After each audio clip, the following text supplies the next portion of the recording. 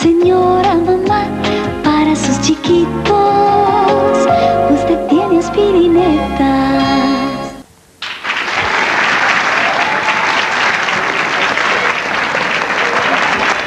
Hola, ¿qué tal? Muchas gracias. Muy amable. Qué lindo, ¿eh? Muy buenas tardes. Hoy queremos hacer nuestro programa diferente. Venimos a una escuela secundaria. Yo digo que es una escuela privilegiada la de ustedes, porque son muy pocos alumnos por aula. Tenemos de primero a quinto año de la Escuela Municipal de Educación Media número 1, Distrito Escolar número 16. Escuela municipal. ¿Por qué los convocamos a ustedes? Vinimos a la escuela para hacer la prevención de un tema fundamental, un tema muy serio. Ojalá los padres graben este programa para hablarlo con sus hijos adolescentes, porque el tema es este.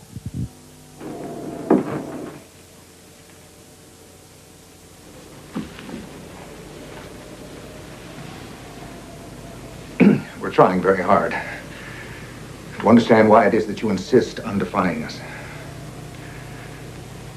Whatever the reason, we're not going to let you ruin your life.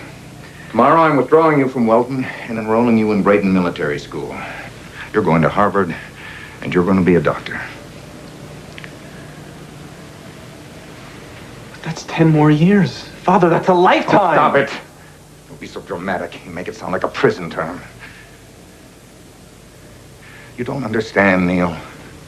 You have opportunities that I never even dreamt of, and I am not going to let you waste them. I've got to tell you what I feel. What? I've been so worried What? about... Tell me what you feel.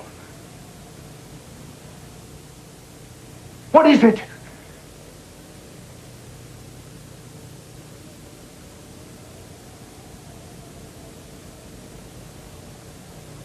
Is it more of this acting business? Because you can forget that. What?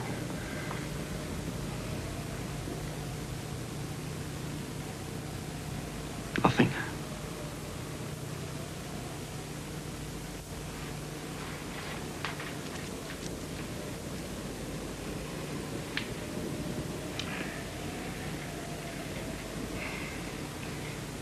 Nothing.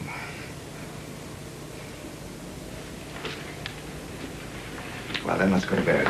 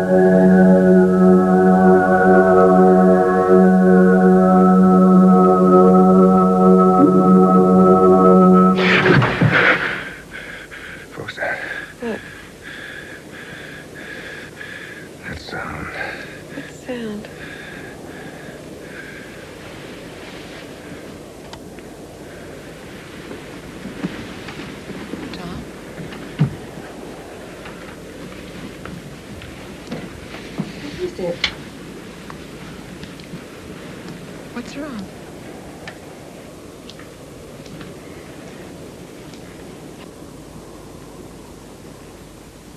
Neil? I'll look outside. Neil?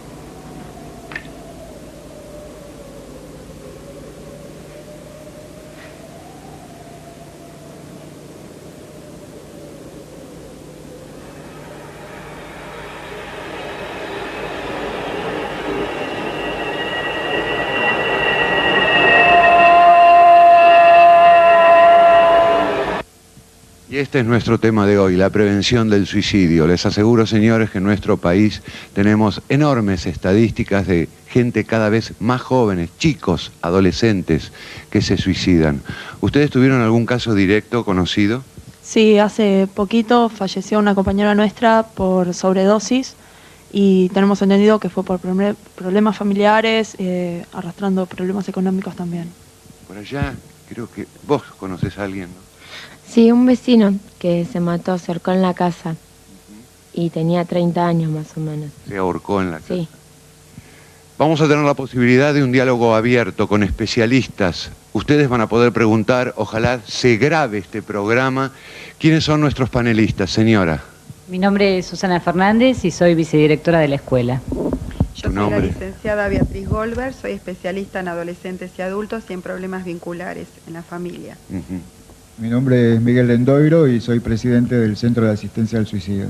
¿Cuántos llamados tienen por día promedio al Centro de Asistencia al Suicida? Aproximadamente entre 25 y 30 llamados, pero hay dos tipos de llamados. Uno el llamado efectivo, donde hay una charla concreta, y otro lo que se llama llamado mudo, es decir, la persona llama, está en la línea, pero no consigue hablar. ¿Jóvenes cada vez más?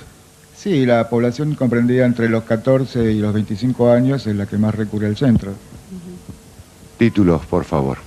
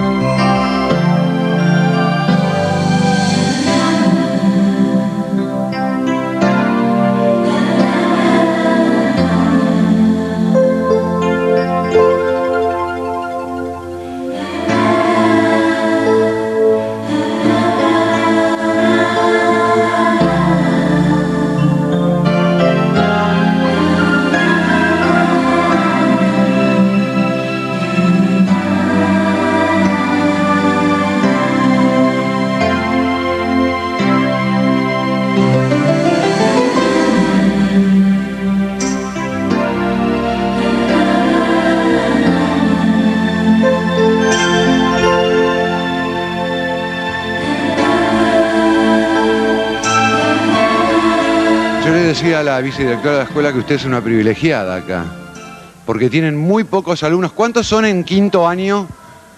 ¿Cuántos alumnos son?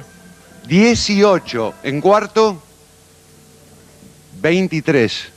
Tercer año, 25. Segundo año, 19. Y en primer año, 28, es decir, lo ideal trabajar con grupos pequeños de alumnos. Repetidores de grados, ¿cuántos tuvieron? Bueno, la estadística marca que en primer año, donde hay mayor repitencia, es de aproximadamente en nuestra escuela del 40-42%. Es una cifra importante. Siendo de 50% aproximadamente el promedio general de la repitencia de primero. Acá había una jovencita, ponete de pie. Creo que vos conocías un caso. ¿Qué año estás? Agarrá el micrófono. En primero. Bueno, sí, yo conozco un caso de un chico, un vecino mío de la otra cuadra de mi casa, que él estaba en un pool y tenía problemas, creo, con la novia o algo así, y a raíz de eso se drogó y por sobredosis murió de un ataque de epilepsia. Ajá. Ahora, siempre, licenciada Goldberg, ¿está relacionado con el tema de la droga? Es decir, ¿un drogadicto está más predispuesto al suicidio? Está más predispuesto de alguna manera. Lo que pasa es que hay que ver aquello que lo motiva a la droga, justamente. Generalmente, aquel que recurre a esto es donde, en general, en la casa falta ese diálogo permanente. Por ejemplo, vimos en el caso del video recién, donde las resoluciones que tienen una implicancia muy grande, sobre todo donde hay un cambio de hábito en la vida, ¿no es cierto? Que a veces son cuestiones externas o internas en la familia, donde falta esa pequeña comunicación, ahí viene o el problema de la droga o el problema de que el chico intenta algo que aparentemente sería para él más fácil, ¿no es cierto? Voy a hablar con los chicos directamente. ¿Hay diálogo en la casa? ¿Se habla? ¿Los padres tienen tiempo para hablar con los hijos? En mi caso sí, nosotros hablamos mucho con mis padres. Pero... ¿Qué tipo de temas se tocan en tu casa? Y de todo. Cuando pasan cosas siempre sobre la droga, el SIDA, todos esos problemas se hablan en mi casa, por lo menos. Por lo menos, por ejemplo, cuando ocurre un hecho así de alguien que conoce un suicidio, ¿cómo se comenta en el hogar esto? ¿Qué pasó después de ese hecho? Y bueno, lo que siente uno, por ejemplo, cuando es una persona muy allegada es impotencia, ¿no? Uno como no pudo detectar qué le pasaba a esa persona que aparentemente estaba tan cercana a nosotros y no sé, o sea, eso siento. ¿Por qué se llega al suicidio? Porque sí, se llega porque... Más cerquita del micrófono, por favor. El asunto es que uno va llegando a una tristeza muy profunda, uno está tratando de encontrar distintos caminos. A veces cuando trata de encontrarlos solos y no puede, porque no quiere dialogar en la casa, sobre todo el adolescente, o no lo quiere hablar con algún profesional o con algún maestro o algún padre de un amigo, porque a veces lo que uno no puede hablar con los propios padres, a veces siempre hay cerca algún padre de un amigo, un conocido, un tío, un abuelo, y donde uno puede explicarle, porque a veces uno se inunda en una cuestión de que no es tan grave, o sea que por ahí se peleó con el novio, le va mal en el colegio, en la facultad, no sabe qué seguir, y no es una cuestión tan terrible. Se sobrepuso mucha gente ante ese problema, entonces, pero se inunda mucho porque hay una base por ahí previamente de depresión, entonces ahí es cuando aparece la idea de suicidio. Y justamente la tristeza es parte del ser adolescente. Claro. ¿O ustedes no tienen momentos de tristeza?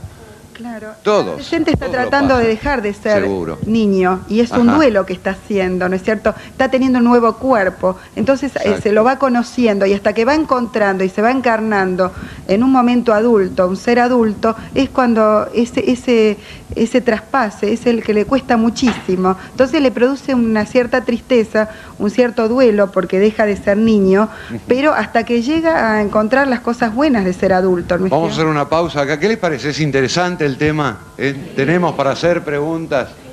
Pausa, volvemos. Quédense ahí que ya vamos a estar con un tema tan apasionante para hacer tanta prevención.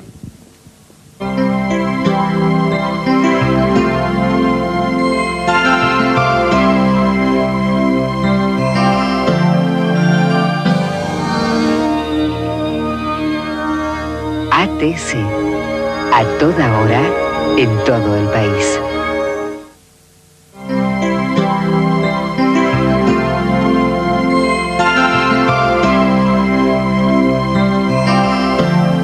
Seguimos en la escuela secundaria de Villa Pueyrredón, escuela que es privilegiada por la escasez de alumnos, pocos en cada aula. Por favor, vos querías hacer una pregunta o una observación. Yo tenía una amiga que tenía 15 años y bueno, se suicidó en diciembre. Ahora en diciembre. Sí. ¿Y por qué vos crees que se suicidó una chica de 15 años? Yo no sé, ella tenía problemas en la casa, tenía problemas con ella misma también. ¿Y uno cómo puede ayudar en eso? Si cuando uno ve problemas en un chico de la edad de ustedes. Y hablándolo con ella, o ella tendría que haber buscado ayuda. ¿Se aislaba mucho ella? Sí. ¿Qué es lo que sentís vos? Siempre uno siente algo de qué más podía haber hecho yo, ¿no es cierto? Y podría haberla ayudado, pero no sé, ella nunca pidió ayuda, no demostró nada. Entiendo. Hay una pregunta que vos tenés, o creía escuchar, muy interesante. Hacela. Bueno, yo quería saber cómo procede la escuela en caso de que le lleguen rumores de que hay algún alumno que tiene interés en suicidarse o lo viene planeando. ¿Ha pasado esto en la escuela? ¿Algún rumor de alguien que quería suicidarse? Sí, se corrieron rumores entre compañeros de una de las chicas, compañera nuestra, que quería hacerlo. Ahí tenés a la vicedirectora de la escuela, preguntale. Bueno, quería saber cómo procede la escuela, cómo se manejaría en el caso de que nosotros lleguemos a dirección con un rumor de este tipo. Bueno, mira, muchas veces pasa que los rumores llegan por intermedio de los alumnos o bien se detecta alguna dificultad a través de entrevistas que hace la asesora pedagógica de la escuela y lo primero que se hace es intentar hablar con el chico, con el involucrado, con los papás. Y cuando están de acuerdo los papás y el chico, se deriva al equipo de adolescencia del Hospital Subizarreta, que es el hospital que trabaja conjuntamente con la escuela, ya que nosotros no tenemos gabinete. Es un brillante equipo de adolescencia. Exacto. La doctora Graciela Martese, la licenciada, es decir, todo el equipo que se dedica a adolescencia es fundamental. ¿Cómo están trabajando acá en el Hospital Subizarreta? Que es el que corresponde a la zona. Exacto. ¿Algunos de ustedes, adolescentes de 14, 15, 16 años, van al médico para un examen físico? La verdad, cuéntenme. ¿Van? Sí, mira, un sí que lo escucho ahí tan de lejos, tan de lejos. ¿Sí? Sí, vamos. ¿Qué edad tenés vos? Yo tengo 13. Ponete de pie, por favor. 13. Sí, tengo 13. ¿Cada cuánto vas al médico? Ahora, como tengo pileta, voy todos los meses, pero antes iba cada 3 meses más o menos. Ajá. Porque la mayoría de ustedes, cuando llegan a los 14, 15, yo digo que después de los 15, ¿cuántos pacientitos yo conocí desde el nacimiento? Fui a la fiesta de 15, después ya no van más al médico. Es muy difícil que vayan al médico y es importante que vayan. ¿Tu edad cuál es? Mi edad es 17 años. ¿Vas al médico? Sí, mensualmente va. Mensualmente te felicito, pues sos una excepción, viejo. Realmente. De los más grandes, a ver, ¿qué edad tenés vos? 16. ¿Y cada cuánto vas al médico? A que te revise, a hablar con él. Cada 3 meses, más o menos. ¿Ustedes charlan con los médicos? Es decir, con el médico. Por ejemplo, ¿tu edad cuál es? Ponete de pie. 16 años. ¿Y tenés el pediatra que te conoció desde chiquito? No. No, ya no. Parece como una vergüenza el ir al pediatra cuando ya se tiene 16 años. ¿Sabes que el pediatra, ponete de pie, te puede ayudar mucho porque te conoce desde que nació y todos los conflictos que estás pasando, que entonces uno no se anima a hablarlo con el viejo o con la vieja y de poder hablarlo con el médico? No tengo los problemas para hablar yo con mi viejo, con mi vieja. Y hablan de todo, ¿no? Sí. Ponete de pie, vos. ¿Qué edad tenés? A ver. 13 años. 13 años. ¿Estás en qué año? En primero. Primero. ¿Tenés una duda para hacer la pregunta? Sí, ¿por qué causa se llega al suicidio? ¿Por qué causa se llega al suicidio? Vamos a preguntarle al presidente del Centro de Asistencia al Suicidio. Sí, yo quiero que me la conteste. Bárbaro. Sí, yo... Lo que te puedo decir es que no hay una sola causa. Ojalá lo hubiera porque sería mucho más simple, habría que buscar una sola respuesta. Yo creo que podemos hablar de factores desencadenantes, que pueden ser la droga, un problema de pareja, un problema económico, etcétera. Pero que evidentemente tiene que haber una cierta personalidad, no todo el mundo se suicida, ¿no? Que hace que determinadas personas, ante determinadas situaciones, crean que el suicidio puede ser una salida.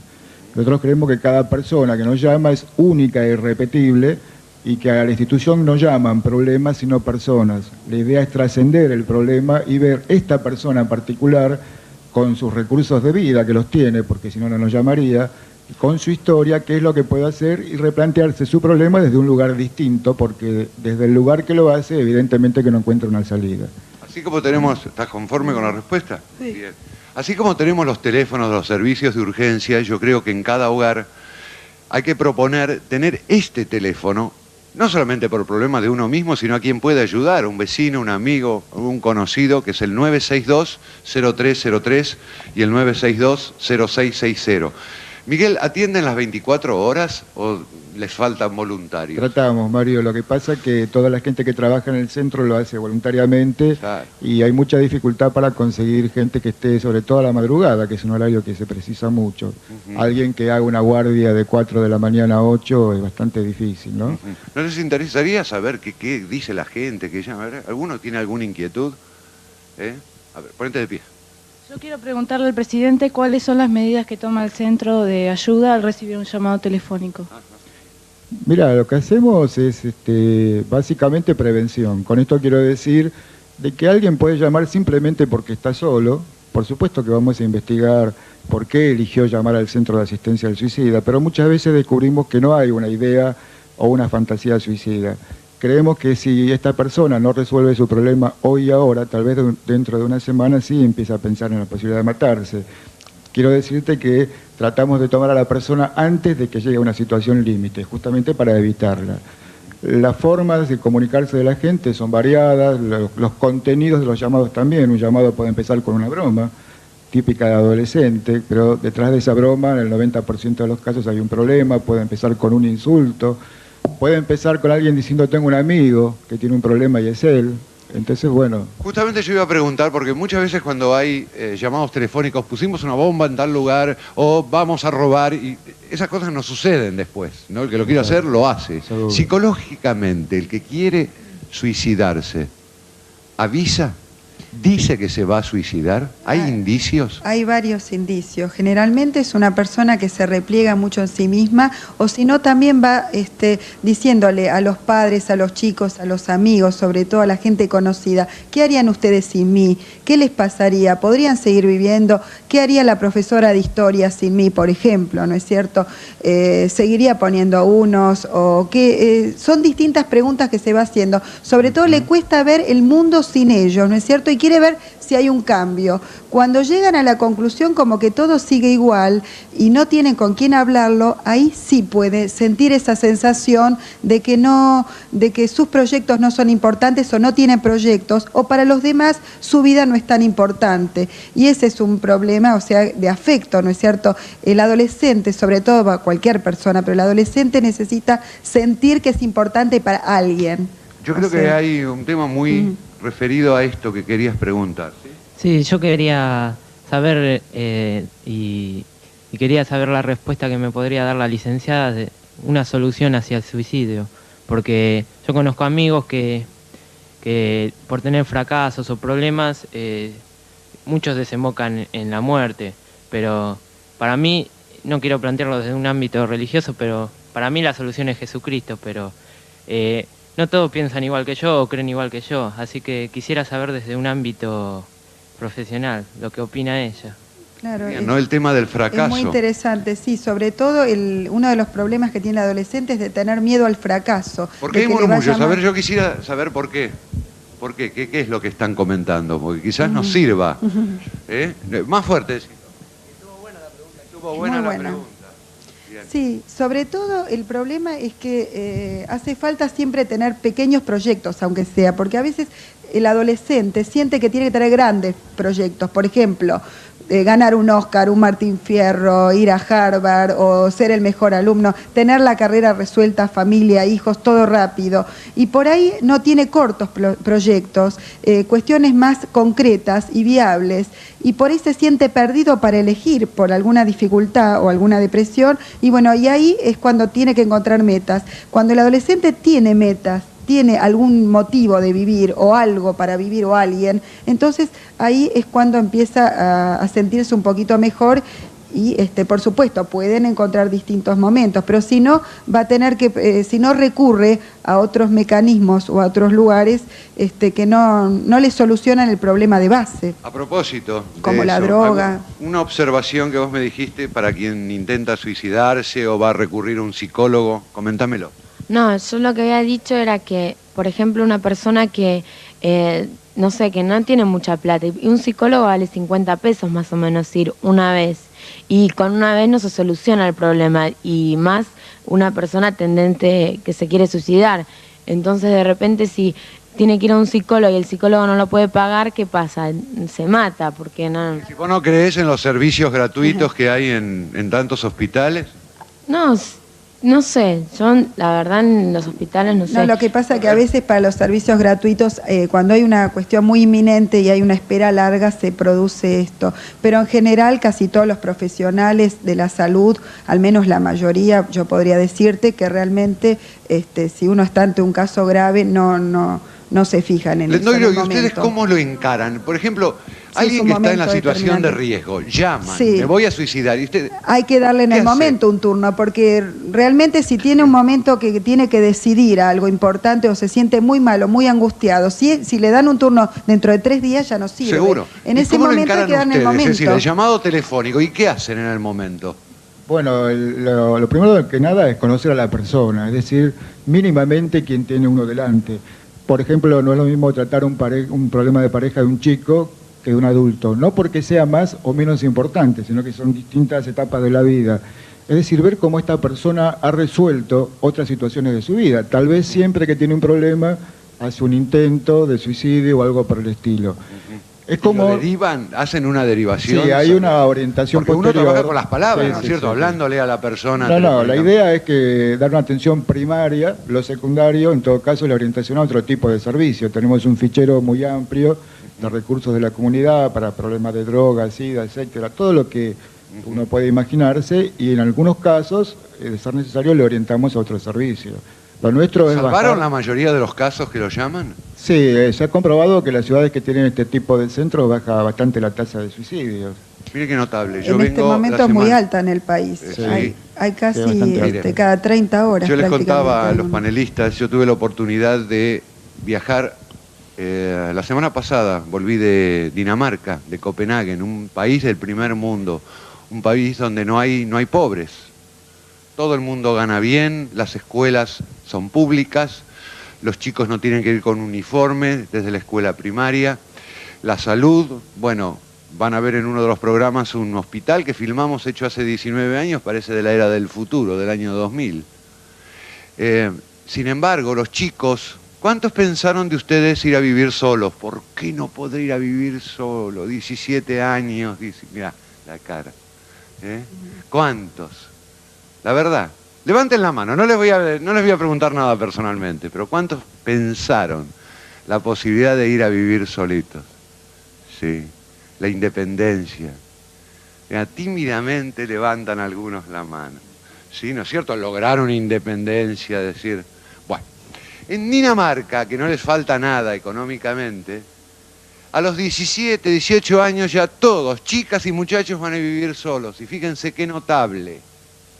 Es el país donde tienen uno de los índices de suicidio más alto y donde no existe la familia.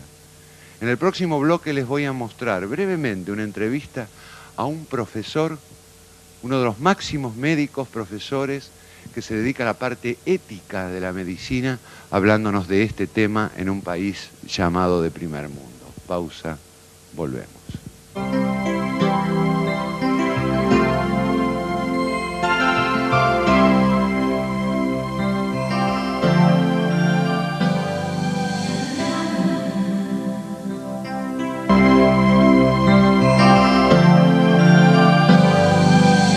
Escuela secundaria de Villa Pueyrredón, que yo decía, la cantidad de pocos alumnos que tienen por aula, el profesor de plástica, por favor, acérquese acá, si es tan amable, me decía, no es que tengamos vacía la escuela de ver tan pocos 20 y pico de alumnos por aula, sino que... Bueno, fue una pequeña corrección que quise hacer porque el tema de la escasez no es tal en nuestra escuela, sino que nosotros tenemos todas las aulas colmadas e inclusive los cursos de primer año tienen que rechazar alumnos que no hay capacidad en la escuela. Tienen llena la escuela. Llena la escuela y también quiero recalcar eso, que posiblemente la deserción sea también escolar, un síntoma, ¿no?, para el chico que se encuentra fuera del sistema, perdido, y bueno, puede ser un síntoma también para ese suicidio, ¿no?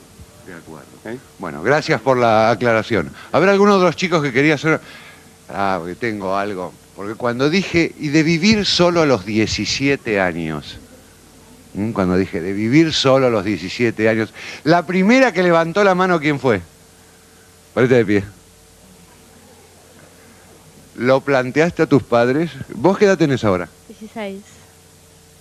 ¿Qué le dijiste a los viejos? No, es una idea. De ahí a que se haga. No sé, yo le planteé y le dije, a 18 yo me iba a vivir sola. A los 18 me voy a vivir sola. ¿Cuál fue la respuesta de mamá y papá? Uno que estoy loca y otro que bueno, que vamos a ver. Que vamos a ver. Sí. No es el tema solamente el vivir solo, sino lo que es la familia. Hay un profesor que se llama Paul Riis. Es uno de los hombres más notables de Copenhague, uno de los médicos más reconocidos. Cuando estuve en Dinamarca, le hice la pregunta ¿por qué se suicida tanta gente en un lugar donde económicamente no les falta nada? Todos viven muy bien. Los chicos tienen esa libertad terrible de salir, vivir solos, hacer parejas de tan jóvenes, y me contestó así. Why now the people finishing with his life, no, the homicidios, what happened? When they They want to finish with his life. To commit suicide, yes. En un país que no es católico, tienen el derecho de terminar con sus propias vidas. Hay una gran cantidad de suicidios. Hay jóvenes y chicos que lo hacen. Parece que ellos se sienten solos y que a nadie le importa lo que les pasa. Le dan más importancia a los problemas económicos y materiales que rodean a estas personas que a la persona en sí. Here you don't have poor people, no hay gente pobre, No, eso es cierto, pero la gente puede sentirse mal aunque tenga mucha plata. Thank you very much, thank you. ¿Te dice algo esto a tus 16 años? Que la plata no hace la felicidad. ¿Cuál sería tu reflexión? Bueno, dos cosas. Por un lado, bueno, eso lo charlamos una vez con la profesora de geografía que tenemos nosotros y bueno, estábamos hablando de que sí, de que por un lado en una sociedad donde está casi todo resuelto, porque está acá, por ejemplo, luchamos por un montón de cosas que allá no hace falta luchar. Es como que se reducen las metas en ese sentido, que era lo que decía la licenciada. Y por otro lado, donde en una sociedad donde importa tanto lo material, donde está primordial, por ejemplo como en Japón también, es como que se descuidan los vínculos y que es fundamental en la contención de un adolescente o una persona adulta también. Esto lo hablan con la profesora de geografía. ¿Está acá la profesora de geografía? ¿Quién es? ¿Está la profesora? ¿Sí? ¿Quién es? Por favor. ¿Se puede acercar si es tan amable?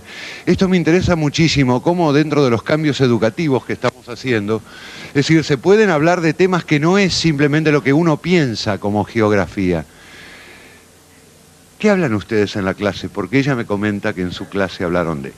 Bueno, básicamente nosotros también hablamos de la vida. La escuela es vivir también. Entonces, cada uno se muestra tal cual es, qué carencias y todo lo que hace en su casa y lo comentamos en clase. Felicito, ¿eh? Eso es lo que queremos, esta apertura de la escuela. Muy bien. Aplaudan, claro que sí.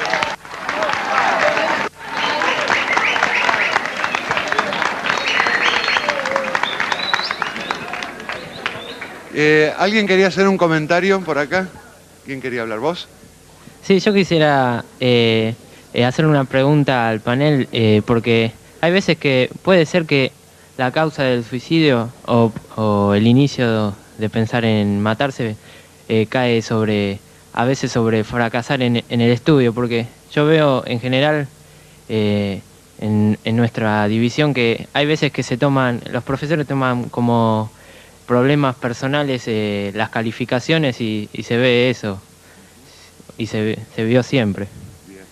Psicológicamente, ¿eh? Sí, ¿qué pasa con el fracaso en el estudio? Claro, estamos en este momento en una sociedad bastante exitista y en general a veces el adolescente cuando se saca una mala nota o le va mal y a veces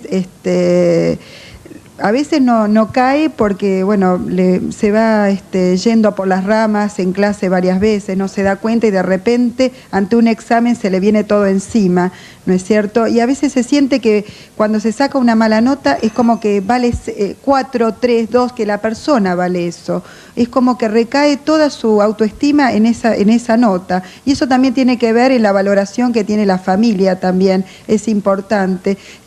O sea, el valor de la familia en cuanto a las notas, en cuanto a el poder de las notas, ¿no es cierto? Donde no es que no vale nada porque se saca una mala nota, porque no sabe en este momento decidir qué hacer, porque hay incluso, está comprobado que malos estudiantes, incluso en la primaria o en el secundario, con una buena base después o con un apoyo o realmente porque llegó a ese clic en ese momento y eligió bien después, puede ser un gran profesional o una gran persona el día de mañana, si se cuestiona las cosas, porque hay muchos chicos que también le va bien porque estudian todo de memoria, o porque tienen o no tienen problemas de aprendizaje porque pueden abstraerse más de los problemas diarios. Hay chicos que son más sensibles y es importante tenerlo en cuenta como algo positivo, ¿no es cierto? La sensibilidad hacia sus cosas, ¿no es cierto? Que, por ejemplo, lo que hablaban recién en geografía, es importante además del clima, de la producción, ver las reacciones de la gente, ¿no es cierto?, hacia todo. Por acá había otra pregunta. ¿Quién? Párate, por favor. Yo quería preguntar ante la afirmación de un amigo de me voy a suicidar, ¿qué tenemos que hacer nosotros? Un amigo de nuestra misma edad. No sé, alguien si me la podría responder. A ver, Lendoiro. Sí, yo creo que... Llama a alguien por teléfono, Sí. Vamos a repetirlo, 96... Decilo vos, acá están. 962-0303 y 962-0660. Locutora me parece que no vas a hacer. 962... 0303 y 0660. Excelente. Lendoiro. Sí, yo creo que la pregunta es ¿cómo ayuda uno a alguien que se quiere suicidar? Creo que en primer lugar uno lo ayuda por lo que uno es. Es decir, cuando un amigo nos viene a contar algo, está reconociendo cierta autoridad en nosotros, en el sentido de que podemos ayudarlo. En nuestro caso, cuando alguien llama al Centro de Asistencia al Suicida, está haciendo lo mismo. Dice, bueno, creo que acá voy a encontrar a alguien que me va a poder responder. En segundo lugar, uno lo ayuda al otro concretamente por lo que hace por el otro. En nuestro caso, por ejemplo, decidimos estar en el peor momento de la vida de una persona, porque en el mejor debe tener miles de amigos. En el caso de un amigo, puede ayudarlo, no sé, a hablar con los padres, acompañarlo a buscar un trabajo, etc. Y en tercer lugar, uno lo ayuda por las palabras, por lo que dice, que es bueno el contenido, la forma, pero que son más importantes cuando las palabras salen de la sangre y no de la saliva. Es decir, cuando tu amigo siente que vos pones todo para ayudarlo, aunque no lo consigas, lo va a reconocer como algo bueno esto. ¿De acuerdo? Sí. Había un joven por acá, ¿querés hacer una pregunta? Ponete de pie, por favor. Hacia la licenciada. Muchas veces se suele confundir tristeza con depresión. Y yo tengo entendido que la depresión es la enfermedad y la tristeza, en este caso, es un síntoma. Yo quería saber cuál es qué otro estado anímico puede llegar a ser un síntoma. En concreto, entonces, ¿qué es la depresión? La ¿Cuáles son depresión los es como síntomas? un hundimiento total de la personalidad, donde directamente es como que tiene un desgano hacia todo, hacia vestirse, bañarse, hacer planes, salir con amigos, estudiar. Es como que se repliega en sí mismo. Algunos se repliegan y hay otros que tienen una excitación demasiado grande, que es el otro extremo, que sería el estado maníaco, donde realmente están pasado de vuelta, digamos, y es como que no se conectan con las cosas. Son algunos de los síntomas dentro de la adolescencia también. Que es muy Los común. padres, ser como, entonces mi hijo está deprimido, está en riesgo. Claro, hay que ver la cantidad, digamos, es un signo que depende de la cantidad y la frecuencia que se da en la persona, nosotros podemos determinar, ¿no es cierto? Es un factor como, por ejemplo, la fiebre para los médicos, digamos que es un síntoma, y bueno, es común a varias patologías, bueno, la ansiedad, la depresión, el estado maníaco, maníaco-depresivo, es común a todas las patologías, pero habría que ver la cantidad y la calidad, la frecuencia, que eso lo podemos detectar nosotros en una consulta o en un llamado a veces. Se detecta el grado que tiene la persona, pero la superexcitación tampoco es buena, porque a veces esa desconexión de repente puede caer en una depresión de golpe. Entonces hay que encontrarla rápido para que se conecte por ahí con pequeñas cosas que lo molestan, lo perturban, para que no caiga en la depresión. Y uno de los más serios problemas que tuvo la adolescencia, que los tiene y que los tendrá siempre, es el tema de la disciplina. Me gustaría preguntarle a la vicedirectora de la escuela, Susana Fernández, ¿cómo manejan el tema de la disciplina?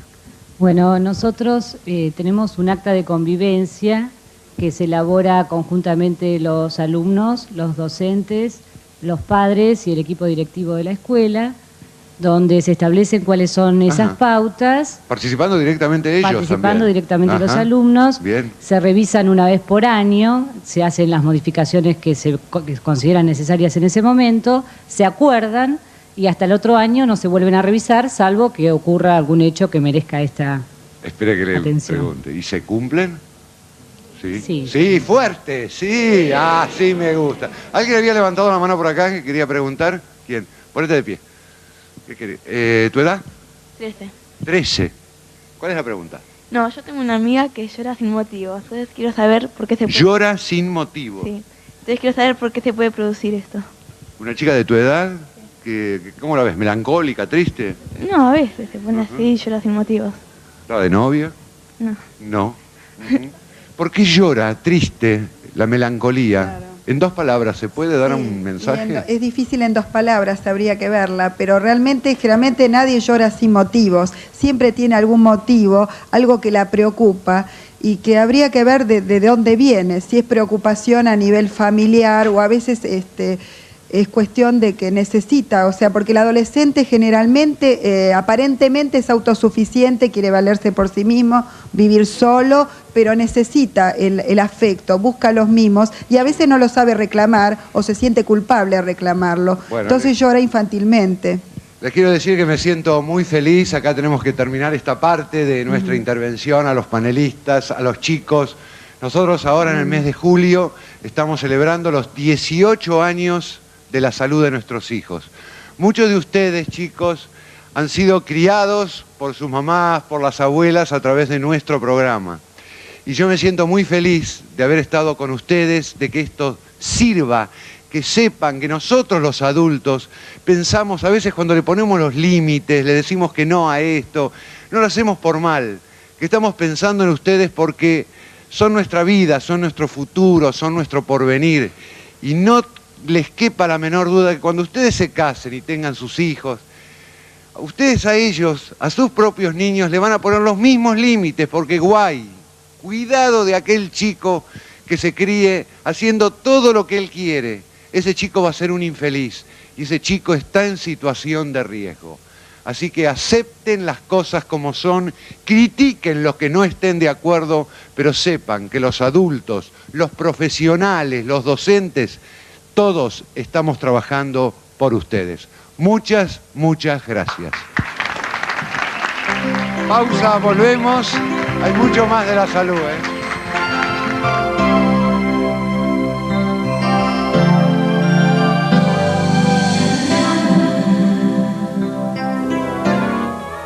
Tengo una luz, protégela, es mi salud y sé que la Es uno de los jingles que se crearon para nuestro programa y que en ese coro de chicos tengo una luz, tengo una salud que tenés que cuidar. Cuando lo hicieron para el doctor Mario, en estos 18 años que llevamos y que vamos a cumplir el próximo 4 de julio, yo estoy pensando en uno de los temas más apasionantes que estamos hablando en el programa de hoy, como es la prevención del suicidio, la depresión de los chicos. Los padres tienen la aventura más hermosa, que es la de criar bien, lo mejor posible a un niño. ¿Cuántos chicos están tristes, son infelices, están deprimidos, tienen estrés a la par de un adulto? Porque hay padres que están haciendo robots de sus hijos. ¿Cómo un robot? Sí. La escuela a la mañana, más la computación, el idioma, los deportes, la música, la plástica y todo lo que puedas meterle intelectualmente, hacerlos brillantes desde el punto de vista intelectual. Viejo, ¿tu hijo juega? ¿Cuándo juega? Cuando mira televisión, hay alguien, hay un abuelo, un tío, una mamá, un papá que lo acompaña y después comenten el programa. Pasean juntos. Hay chicos que viven agotados, que no viven su etapa de niños, por eso llegan adultos y se comportan como un pibe. Chicos que llegan a los 17, 18 años sin metas. ¿Para qué voy a vivir? Miraron a mi viejo, miraron a mi vieja, siempre protestan, de todo protestan. ¿Para qué trabajo? ¿Para qué estudio? ¿Por qué lo voy a hacer yo? Viejo, lo que tenés, agradecele a Dios cada día. Yo sé que te falta mucho, pero los tenés a ellos y por ellos tenés que luchar. Rescatá las cosas lindas de la vida. Mostrarle que mamá y papá se quieren. Besate con tu mujer delante del hijo y decile al hijo, te amo. Y besalo a él también. El niño tiene que sentir que los padres lo aman. Acordate de esto.